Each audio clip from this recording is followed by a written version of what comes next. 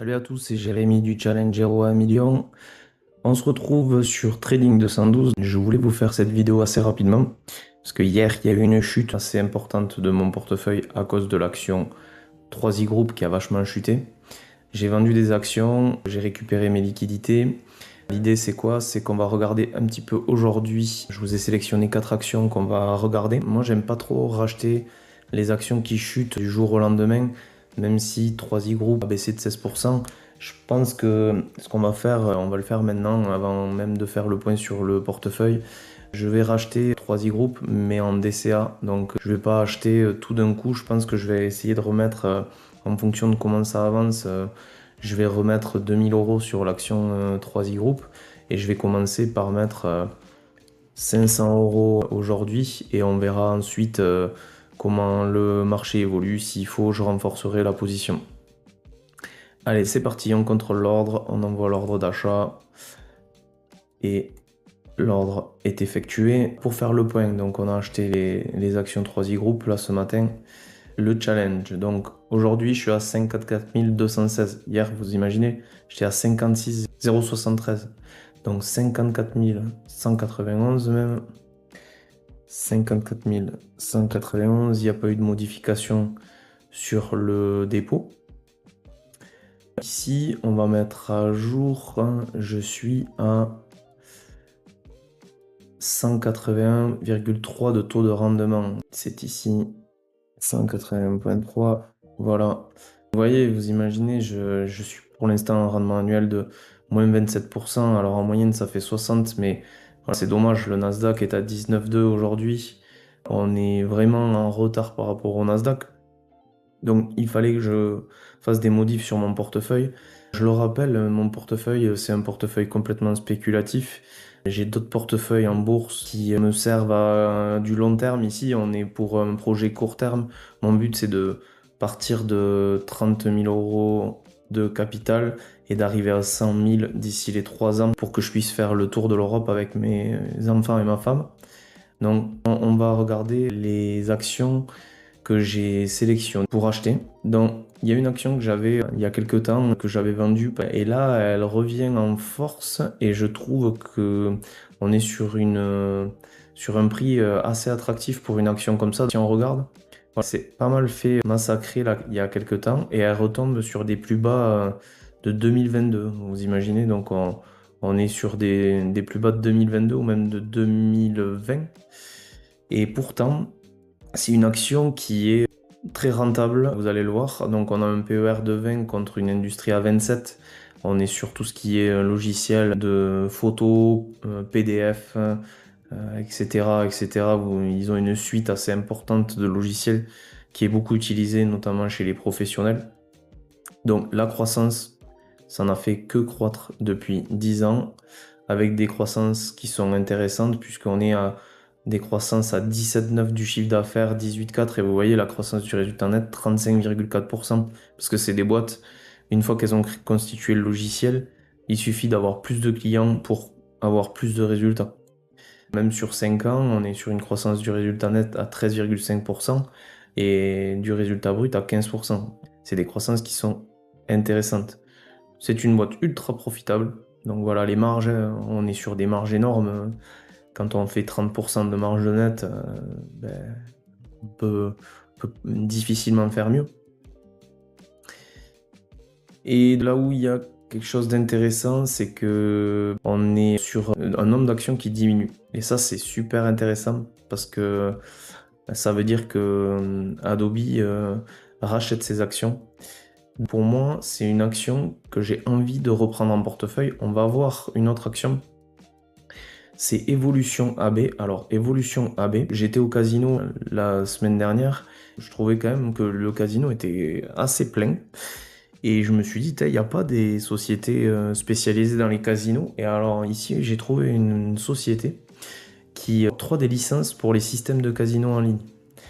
Je trouve ça ultra intéressant comme société parce que c'est du logiciel et des applications. Donc pour moi, c'est une société qui peut être très rentable et on va le voir, c'est le cas. On est sur des valorisations qui sont plus basses que au début.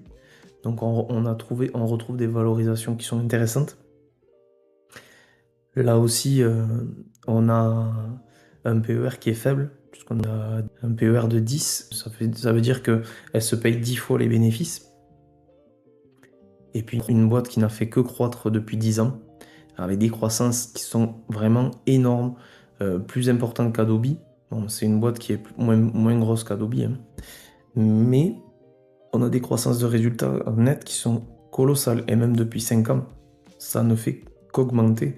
C'est des croissances terribles. 52%, 41% quand on voit ces croissances. La profitabilité, regardez-moi ça. Même depuis 5 ans, ça ne bouge pas. Des marges qui sont de plus en plus grosses. Vous voyez, sur les 5 dernières années, ils ont augmenté leur marge de presque 10 points. Et là aussi, le seul souci, c'est qu'il y a eu une montée du nombre d'actions. Donc ils ont vendu pas mal d'actions. Et là, ça rebaisse. Donc pour moi, c'est une action qui peut être super intéressante sur les 3 prochaines années. J'ai aussi regardé Meta parce que Meta, à chaque fois que Mark Zuckerberg annonce qu'il va faire du métaverse, elle baisse. Et là, c'est le cas. Il a réannoncé qu'il investissait dans le métaverse. Je ne sais pas pourquoi il s'entête à vouloir rentrer dans le métaverse alors qu'aujourd'hui, c'est l'IA qui a le vent en poupe. Mais bon, je pense qu'il est loin d'être idiot. À mon avis, il y a un sujet sur le métaverse. Maintenant, il faut bien le faire.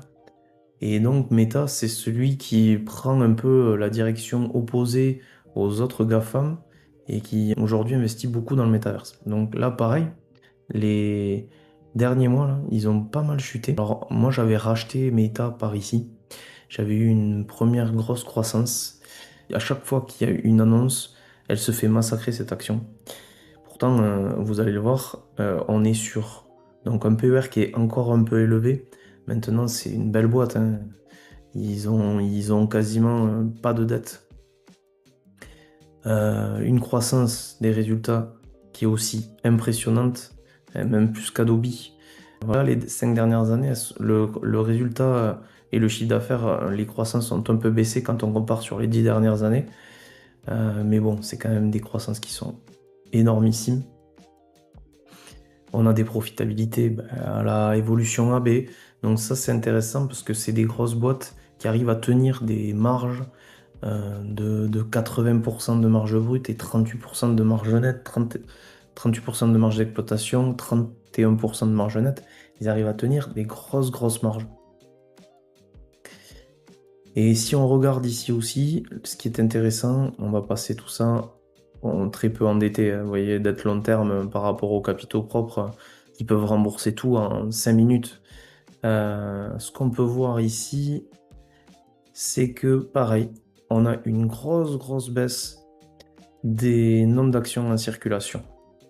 Et enfin, une boîte que j'ai déjà en portefeuille, qui me paraît un peu cher, mais bon, je l'ai regardé quand même, parce que là aussi c'est pareil. On a une petite baisse actuellement, donc ça peut être intéressant de la regarder.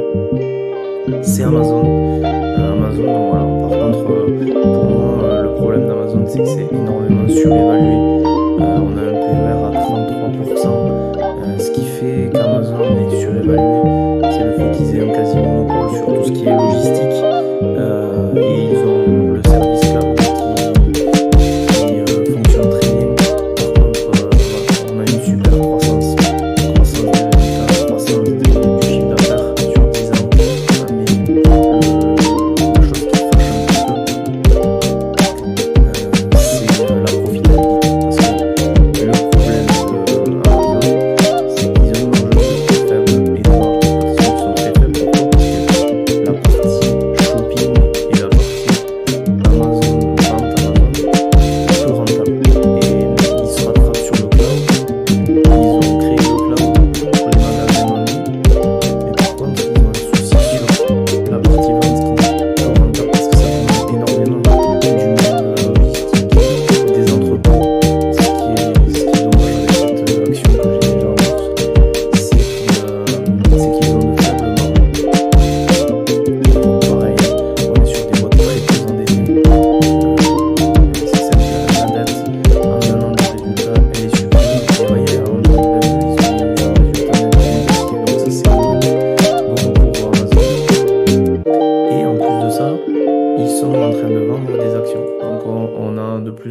d'actions en circulation, ce qui est pas bon pour Amazon.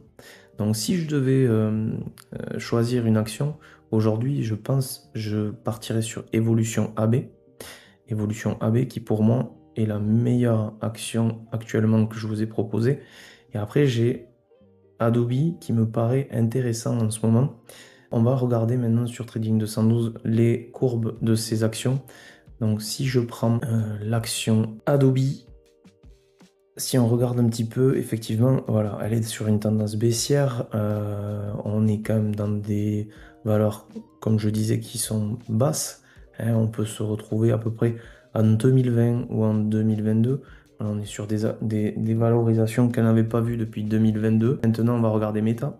Donc Meta, elle est sur une tendance haussière, donc c'est plus intéressant. Moi, je préfère acheter des sociétés de tendance haussière.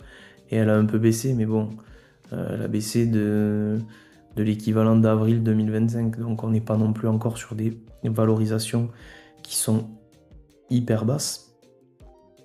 Et enfin, une autre action que je vais regarder, donc on va chercher Evolution AB. Evolution AB, je crois que c'est celle-ci. Alors si vous ne savez pas, ce qu'il faut faire, ici vous avez un code ISIN qui est le numéro d'identification de toutes les entreprises cotées en bourse. Et donc si vous cherchez via le code ISIN ici, hop, vous trouvez directement l'action.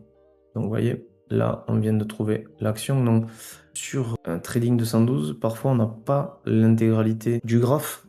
Ce que je vous conseille, c'est d'aller voir sur d'autres logiciels. Donc là, pour moi, c'est une boîte qui vient de pas mal dévisser.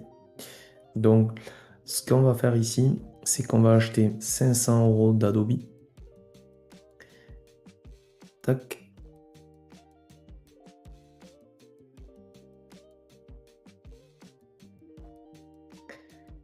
Et on va acheter 500 € d'Evolution AB. Hop.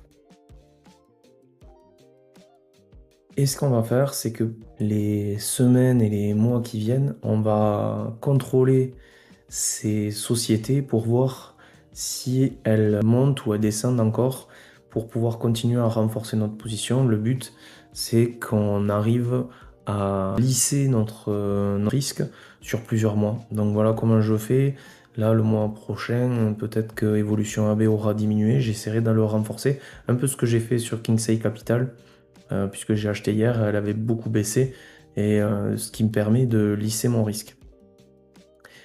Bon, je vous dis à bientôt sur Trading 212. La prochaine vidéo, je devrais avoir investi pile les 30 000. Ah ben ça y est, le dépôt est fait. Je viens d'avoir 30 000 € pile poil de dépôt net. J'aimerais avoir un décès un peu plus régulier. À partir de maintenant, ce que je ferai, c'est que je mettrai tout le temps le même montant en dépôt en début de mois pour pouvoir investir plus facilement et pour essayer de tenir mon objectif des 100 000 € dans 3 ans. Je vous dis à plus et n'oubliez pas à vous abonner. Si vous avez besoin, laissez un commentaire. À bientôt.